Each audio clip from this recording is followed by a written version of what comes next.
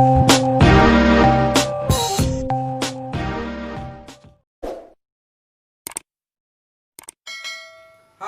I am Mallar Shinde and you are watching Shinde's Class YouTube channel. This channel is specially for English and English content. Friends, today's lesson is preposition.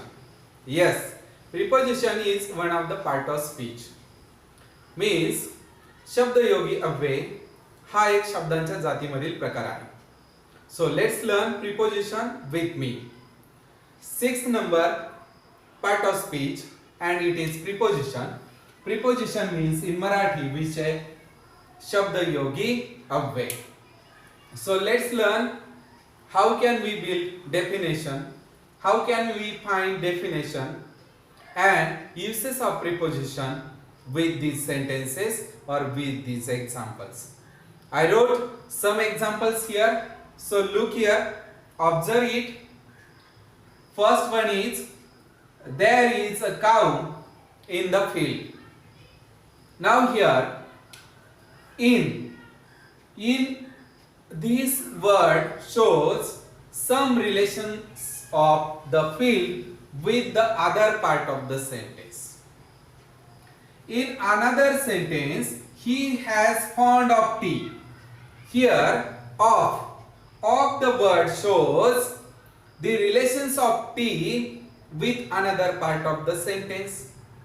In third sentence, the cat jumped off the chair. So here chair's relations of another part of the sentence is showed by of. And in fourth sentence, his cap is on his head. Here head's relations with another part of this sentence shows on. So now in, of, on, these words are prepositions because these words shows the relations of nouns and pronouns to another part of the sentence. हे शब्द असे आहेत in, of, on यासारखे अनेक शब्द. हे शब्द वाक्यातील नामाचा सर्वनामाचा संबंध इतर वाक्याचा जो भाग आहे त्या वाक्यामधील त्याच्याशी दाखवतात. That's why we say these are prepositions. These are prepositions. मग पहिल्या ओळीमध्ये काय होतं बघा, पहिल्या सेंटेन्स मध्ये there is a cow in the field. त्या फील्ड मध्ये त्या शेतामध्ये काऊ आहे. सेकंड मध्ये he has fond of tea, त्याला चहाची आवड आहे. The cat jump off the chair, या ठिकाणी कॅटने जम्प केलेली आहे परंतु चेअरच्या खूप दुरून किंवा वरून. ऑफचा अर्थ या ठिकाणी बंद असा होत नाही तर ऑफचा अर्थ चार दुरून, फार दुरून किंवा वरतून असा होतो. His cap is on his head. Here also त्याची टोपी त्याच्या डोक्यावर आहे. तर ऑन काय करतं, हे जे हेड आहे नाउन, या नाउनचा इतर वाक्याशी, इतर ऍडजेक्टिव्हशी, इतर नाउनशी, इतर प्रोनाउन्सशी किंवा इतर पार्ट ऑफ द सेंटेन्स, त्या सेंटेन्सचा जो भाग राहिलेला आहे त्याच्याशी संबंध दाखवतं. आणि that's why we say the words that are used before a noun or pronoun to show the relationship of these words to some other part of the sentences are called prepositions. Here आपल्याला असं म्हणता येईल असे शब्द जे की noun आणि प्रोनाउनच्या अगोदर येतात, बिफोर येतात आणि त्या नाउनचा किंवा त्या प्रोनाउनचा जे रिलेशन आहे ते other part of the sentence, त्याच वाक्यातील दुसरा जो भाग आहे, दुसरे जे शब्द आहेत त्यांच्याशी दाखवतं. अशा शब्दांना प्रीपोजिशन्स असे म्हणतात. आता प्रीपोजिशन्स याच्या प्री मध्येच अर्थ आहे. प्री म्हणजे पूर्व, जो अगोदर येतो तो. या ठिकाणी पहा, मराठीमध्ये प्रीपोजिशन हे शब्दांच्या नंतर येतात. म्हणजे नाउन सर किंवा प्रोनाउनच्या नंतर येतात, तर इंग्रजीमध्ये ते अगोदर येतात. फॉर एक्झाम्पल, एक वाक्य आहे मराठीमध्ये, माझे पुस्तक टेबलावर आहे. माझे पुस्तक टेबलावर आहे. या ठिकाणी प्रिपोजिशन किंवा शब्दयोगी अव्यय जो आहे तो हा वर आहे, वर. आणि टेबल हे नाउन आहे, नाम आहे, म्हणजे प्रिपोजिशन या ठिकाणी नाउनच्या नंतर आलेला आहे. आता हेच वाक्य इंग्रजीमध्ये कसं होईल? My book is on the table. Here table हे जे नाउन आहे त्याच्या अगोदर ऑन आलेला आहे. म्हणजे मराठीमध्ये आणि इंग्रजीमध्ये हा फरक आहे. मराठीमध्ये जे शब्दयोगी अव्यय आहेत ते नाउन किंवा प्रोनाउनच्या नंतर येतात आणि इंग्रजीमध्ये ते बिफोर येतात. प्री याचा अर्थ पूर्व असा होतो. So let's learn kinds of prepositions. So kinds of prepositions, शब्दयोगी अव्ययांचे प्रकार. First kind is simple prepositions. Simple prepositions means साधी शब्दयोगी अव्यय. साधी म्हणजे कशी? दिसायला साधी वगैरे नाही. तर सिंपल प्रिपोजिशन्स मीन्स असे शब्द की जे बेसिक शब्द आहेत, बेसिक वर्ड्स आहेत. They have not any suffix or prefix. त्यांना पूर्व प्रत्यय किंवा अंत्य प्रत्यय नाहीये. So that's why we say to them these are simple prepositions. साधी शब्दयोगी अव्यय आहेत की ज्यांना प्रिफिक्सेस पूर्व प्रत्यय नाही, सफिक्सेस अंत्य प्रत्यय नाहीये, म्हणून ती साधी प्रिपोजिशन्स आहेत. So simple prepositions, here are some examples of simple prepositions. at, by, for, from, in, of, on, out, through, till, to, up, with, etc. These are some examples. Now friends, it is very simple to use this type of prepositions in sentence, but before the using you have need to understand the proper meaning of that particular preposition. So second kind is compound prepositions. Compound preposition means संयुक्त शब्दयोगी अव्यय. संयुक्त, here it means एकत्र केलेला आहे, दोन शब्दांचा भाग आहे. मग या ठिकाणी काय होतं बघा, तर या ठिकाणी प्रीफिक्सेस लागतात काही शब्दांना, आणि प्रीफिक्सेस म्हणजे पूर्व प्रत्यय लागले की त्यापासून जे शब्दयोगी अव्यय तयार होतात त्यांना आपण कंपाऊंड प्रिपोजिशन्स असे म्हणतो. Means here we added prefixes for some words and then became a new word, made a new word, and then we say these are compound prepositions. Like that, a हा prefix लागतो किंवा b हा prefix लागतो किंवा in हा prefix लागतो. यासारखे prefixes लागल्याच्या नंतर काही शब्द तयार होतात. For example, among, around, about, behind, between, beside, inside, etc. These are some examples of compound prepositions. हा त्यामधील फरक आहे, म्हणजे मूळ शब्दांना पूर्व प्रत्यय लागलेले आहे. Then third one is phrase prepositions.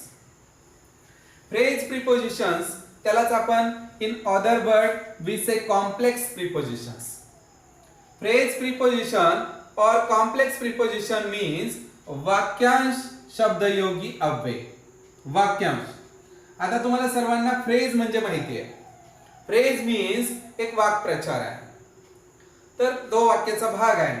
अशा प्रकारची काही प्रिपोजिशन दोन किंवा त्याच्यापेक्षा जास्त शब्द एकत्र येतात आणि त्या शब्दापासून जे प्रिपोजिशन्स बनतात त्याला आपण वाक्यांश प्रिपोजिशन्स किंवा फ्रेज प्रिपोजिशन्स किंवा कॉम्प्लेक्स प्रिपोजिशन्स म्हणतो.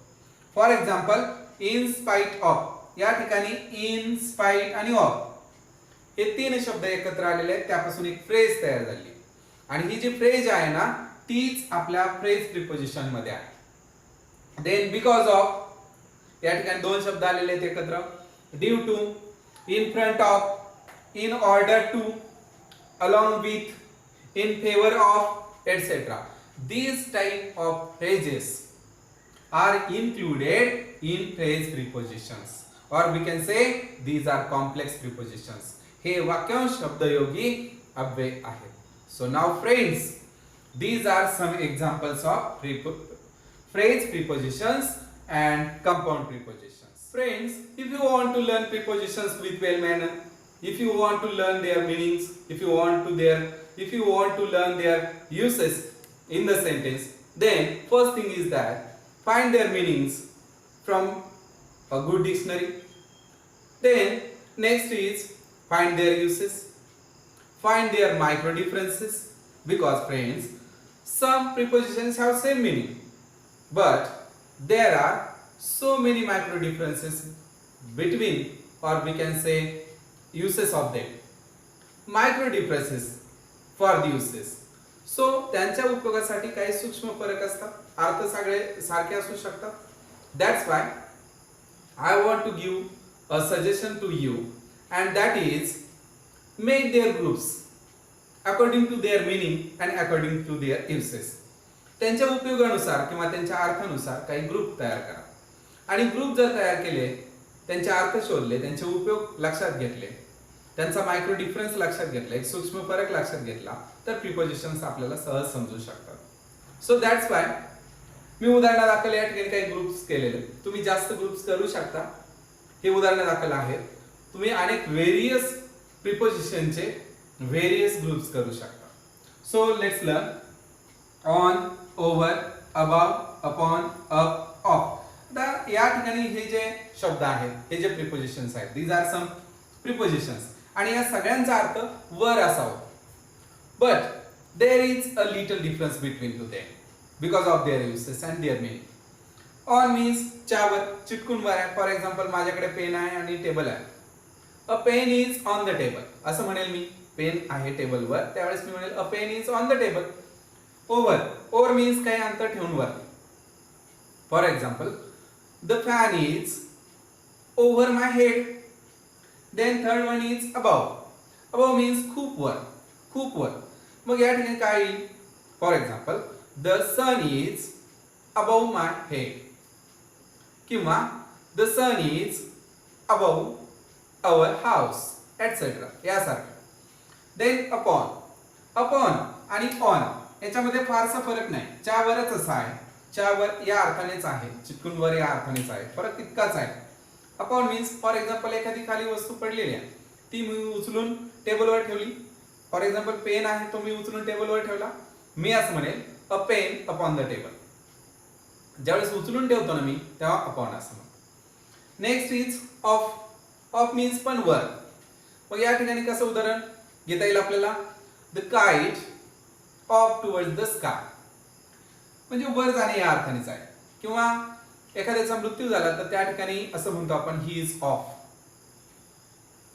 सो वर या अर्थानेच आहे, फरक त्यांचा सूक्ष्म उपयोगानुसार आहे. Then in between. In means च्या मध्ये, च्या अशा अर्थाने वापरतो. For example pen is in the box. Pen is in the box. Between. Between दोन वस्तूंच्या मध्ये जे आहे ते बिटवीन आहे. फॉर एक्झाम्पल इकडे मोबाईल आहे, इकडे पेन आहे, आणि मध्येच पेन्सिल आहे, तर मी म्हणेल a pencil is between pen and mobile. So that's like दोघांच्या मध्ये. Then under means खाली, below means खाली, down means खाली, underneath means खाली. पण याच्यामध्ये एक सूक्ष्म फरक आहे. under means च्या खाली. फॉर एक्झाम्पल पेन टेबलच्या खाली आहे, मी म्हणेल a pen is under the table. मग चिटकून खाली असू शकतो किंवा काही अंतर ठेवून खाली असू शकतो, त्यावेळेस सुद्धा मी अंडर वापरेल. Then below. बिलो मीन्स खूप खाली. For example, the Titanic ship is below the sea. खूप खाली. Then down. Down हा up च्या विरुद्ध आहे. up जसा खालून वर असा यूज होईल त्याचा. ज्यावेळेस खालून आपण वर जातो ना, तेव्हा up चा यूज करतो. तसाच डाऊन चा यूज कधी करतो? जेव्हा वरून खाली येतो आपण. वरून खाली येतो तेव्हा आपण डाऊन चा यूज करतो. आणि या ठिकाणी अप म्हणजे खालून वर जाणे, अशा अर्थाने आहे. For example an ant down from the on. Then next is underneath. Underneath means च्या खाली, परंतु दबलेली आहे, दिसत नाही. फॉर एक्झाम्पल माझ्या पायाच्या खाली काही वस्तू आहे, पेन्सिल आहे, तर त्यावेळेस मी अंडरनीथ वापरेल. किंवा जमिनीत पुरलेल्या अवस्थेत आहे, दिसत नाहीये पण मला माहिती आहे, त्या ठिकाणी मी अंडरनीथ असं म्हणेल. एखाद्या वस्तूच्या खाली एखादी वस्तू असेल तर त्या ठिकाणी मी अंडरनीथ म्हणेल. यासारखे आपण ग्रुप्स पाडून प्रिपोजिशन्स अधिक प्रमाणात समजून घेऊ शकतो. So friends, that's today's lesson and it is preposition. We learn today some examples of prepositions, its definition, its kinds and its uses. So thank you for watching this video.